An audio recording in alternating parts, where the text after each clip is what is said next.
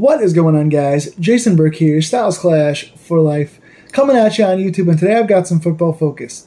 The NFL free agency period is just 13 days away. From where I sit, we are under 2 weeks until every team kind of releases their free agents into the world and people go after their sought-after positions, and Pittsburgh has a lot of needs to fill. If you guys want to see my Pittsburgh Cuts video where I talk about the releasing of Mason Cole and Trubisky and Presley Harvin and Chuks Okorafor, I've got 2 separate videos on those on my channel already.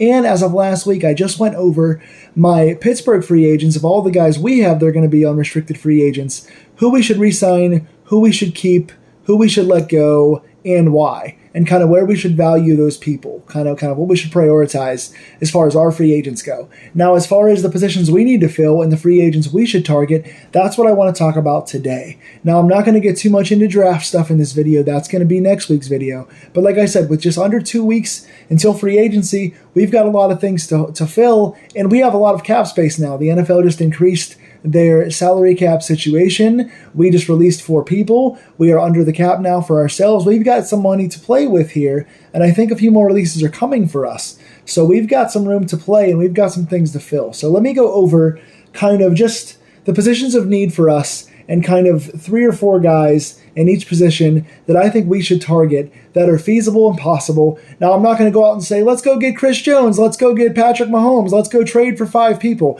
I'm not going to be unreasonable. I'm looking at free agents that are going to be feasible with us for our fit, for our price range, for our usual kind of, we don't go after the biggest free agency names. So I'm going to take that into consideration, and I'm going to give you guys some feasible, affordable, possible fits here that Pittsburgh should go after. And the number 1 position I've written down here is offensive tackle.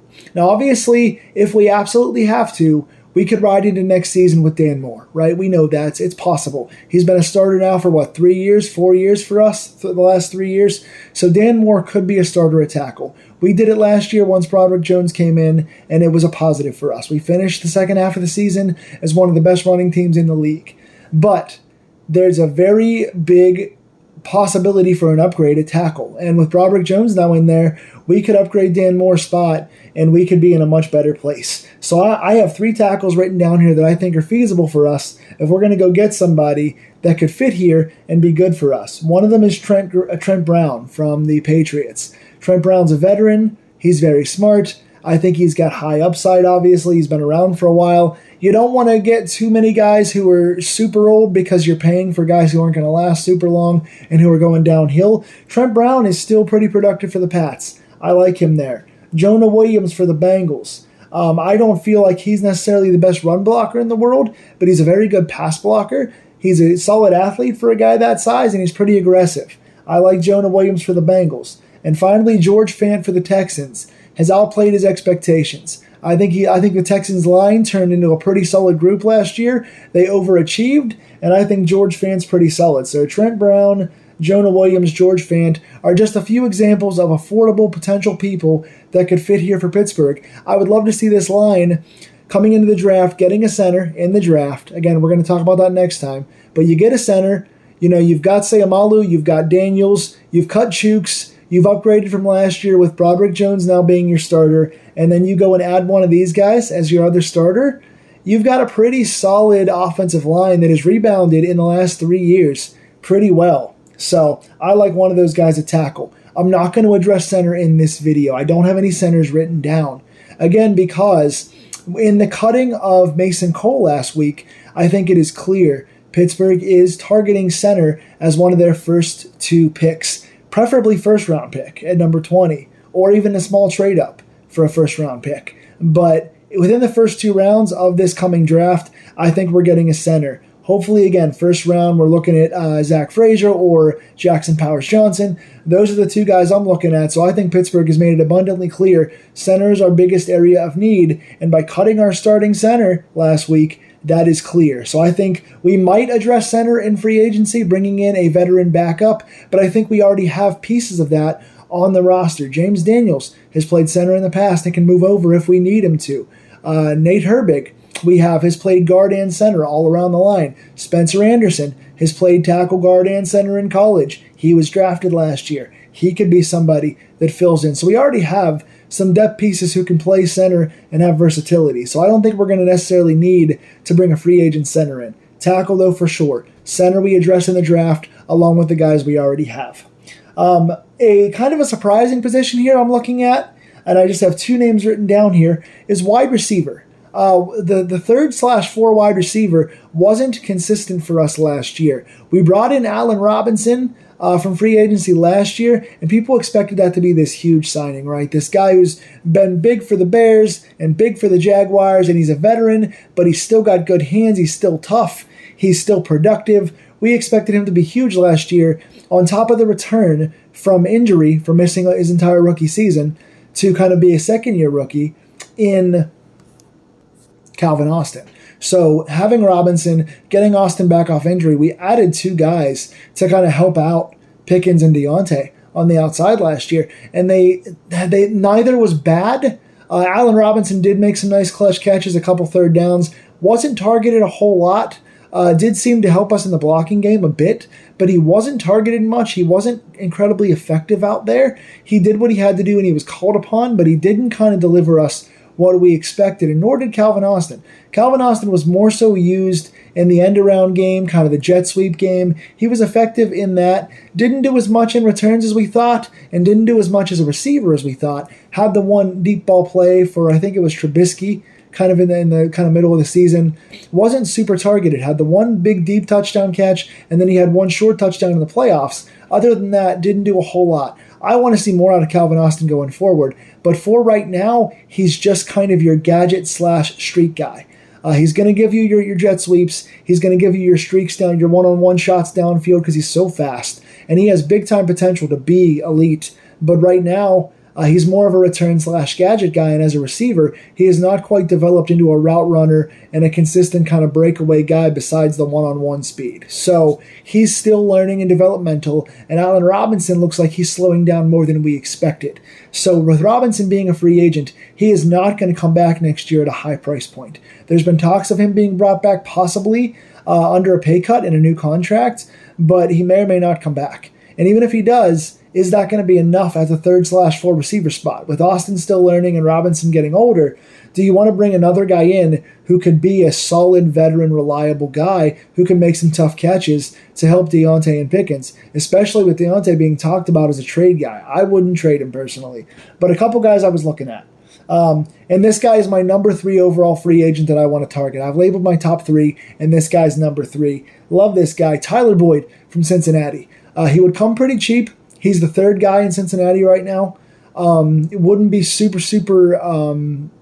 expensive. Also, hometown discount. He's a Pittsburgh guy that played here in his younger days, so he might give us a hometown discount. He is a very physical guy for his size. He can break a lot of tackles. His footwork is underrated. He's a pretty good route runner. He's good in the middle of the field, reliable, strong hands, and he really is just overshadowed by the fact that they have T. Higgins and Jamar Chase on the same team. He's got one of the best 1-2 punches in the NFL playing alongside him, and that's why he's the 3rd guy. But I think he'd be a very good number 3 for us. Can you imagine kind of having Deontay and Pickens on the outside, and then you add in a Tyler Boyd here? What a reliable guy that is. A good, can be a downfield guy, can be an end zone guy, but more so just has good hands, can get downfield quickly. His footwork, his fundamentals, his physicality are all good. I like him for us a lot. He's my number 3 overall. I've also got Kendrick Bourne. He's another kind of underrated physical guy that's played for some bad teams, played for some bad quarterbacks, currently on the Patriots. He's always just been a solid contributor. He's never been kind of a leader. He's never really going to be a full-time number 1 receiver, but he can fill in as a number 2 once in a while. He's a solid number 3 to 4 guy. I think he's a younger version, less accomplished version of an Allen Robinson. He's not nearly as good as him overall, but I think Kendrick Bourne can be solid. There's a couple other names out there too that wouldn't necessarily be bad fits that I didn't write down, like a DJ Chark or someone like that. So I think Pittsburgh could stand another veteran presence at wide receiver that probably would save us money over Allen Robinson and be a little bit younger and more productive compared to Robinson last year. So those are things to think about. Now I've got D-line. We need to add someone on the D-line. Yes, we still have Cam, who's, on his way out soon, but is still productive for his age. Ogunjobi was really solid last year, came back off injury nicely, but he's got a big cap casualty possibility. He's commanding a lot of money, and he's very good, but he's not always consistent, and he's not always healthy.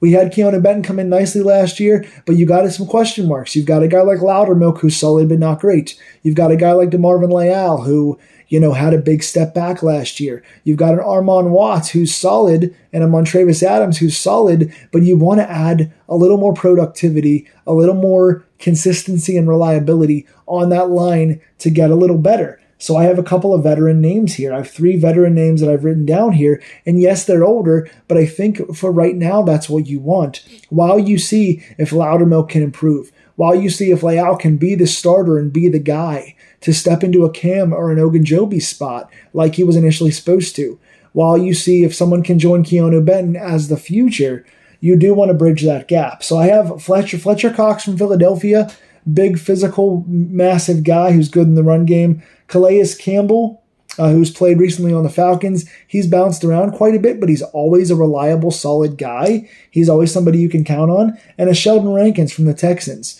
who had a pretty solid year last year. I like these 3 guys, Yeah, I would like to get younger, but the younger guys who are consistently productive, who are not injured, are going to command a lot of money. These guys are very affordable, 1 to 2 year guys who you could sign for a 1 year, $4 million, maybe a 2 year, $7 or $8 million contract. Affordable veterans who are going to be solid pass rushers, who are going to improve your run stoppage and are going to be more consistent in their gaps, unlike the guys we have now for the most part.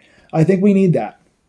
Now I'm looking at inside linebacker. We have to add to this room. I don't think Quan's going to come back. Quan is going to be injured until December, and with that age and that injury and the history of injuries, I don't think you bring him back. I would cut Mark Robinson. We'll get into that later. When I talk about position videos, I'm going to break down our positions and see what we need going into the draft. But we have to add at least one inside linebacker. Cole's coming off an injury. Landon Roberts was very good last year, but he's coming off multiple injuries, even though he played at the end of the year. So you've got 2 guys who are older but very solid but have an injury history, and you're going to be losing your 3rd guy, and you can't trust your 4th guy. So you've got to add at least one veteran here. And then we try to draft somebody in the mid-rounds of the draft as well.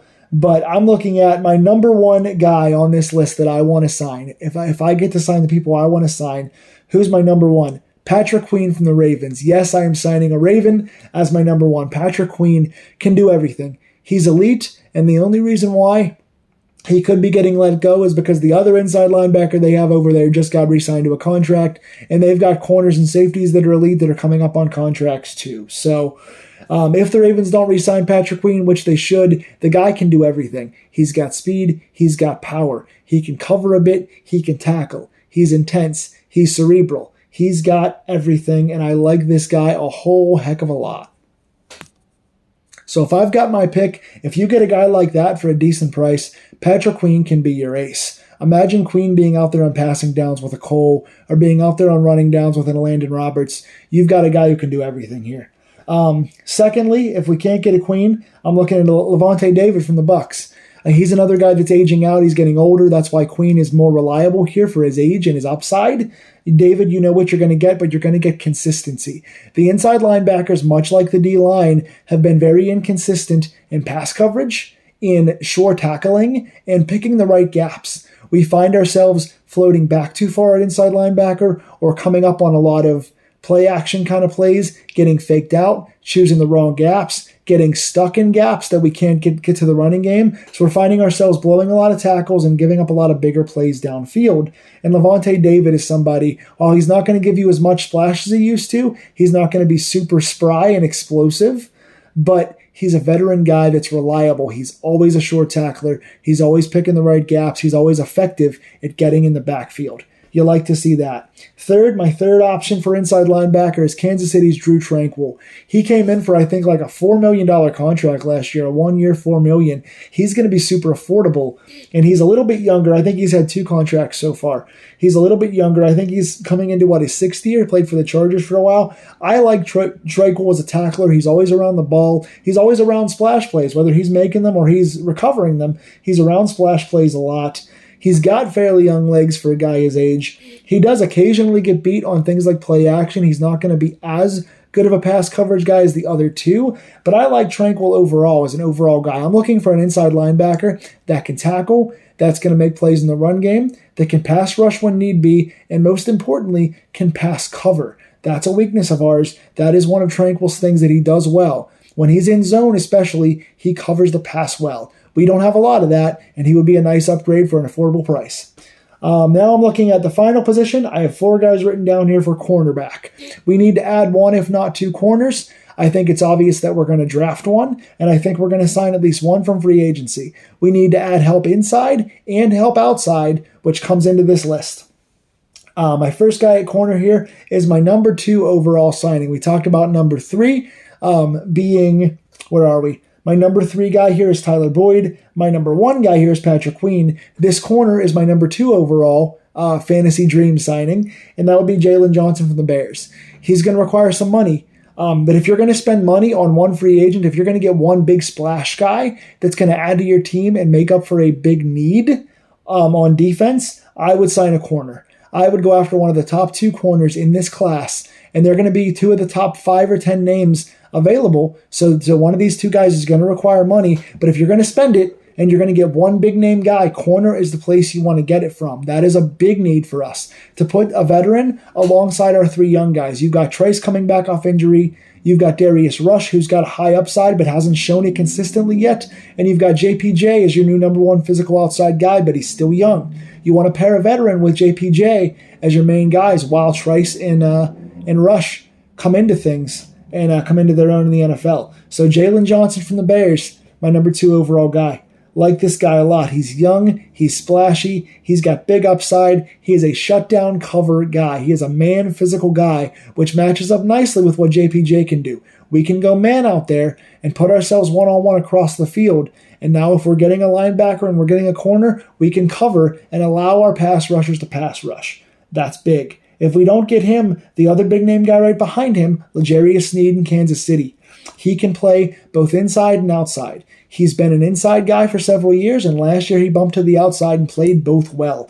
If we're looking for a corner, especially a big money one, position flexibility is great. We need help in the slot and on the outside. If we can get a guy that can play both like Sneed and bump this guy around, that's huge for us. Another guy I was looking at, Kendall Fuller. He can play both. He can play safety, he can play slot corner, he can play outside corner. We could use help at all those spots. We could be upgraded at all those spots. Kendall Fuller, again, coming off a bad Washington team, he was the bright spot. I would look at him. And finally, the Colts, Kenny Moore. He's kind of in between, kind of the aging guy and the young guy. I think he's on his 2nd or 3rd contract. Not super old, but has good experience. I like Kenny Moore. He's a fast guy. He can be physical. He can feel small at times, but he plays big, and I like Kenny Moore overall. So there are 15 guys at 4 different positions we can look at. And again, between the draft and between this list, if we can get a couple of these guys, I would prioritize those. So what positions and what players would you prioritize? Please tell me in the comments down below. Do you like the names that I listed? Are there any particular guys on this list you would go after? And if I missed anybody, who else would you go after? Players, positions, let's talk about. Tell me in the comments. Please like, share, and subscribe. These Steeler Deep Dive videos, again, if you want to check out my Steeler free agency videos for our free agent list, who I'd keep and cut, and as well as the guys we've already cut, go check out those videos on my channel and come back next week as we start talking about the draft and breaking down different positions on this team and what I would prioritize. Go Steelers. I'll see you soon.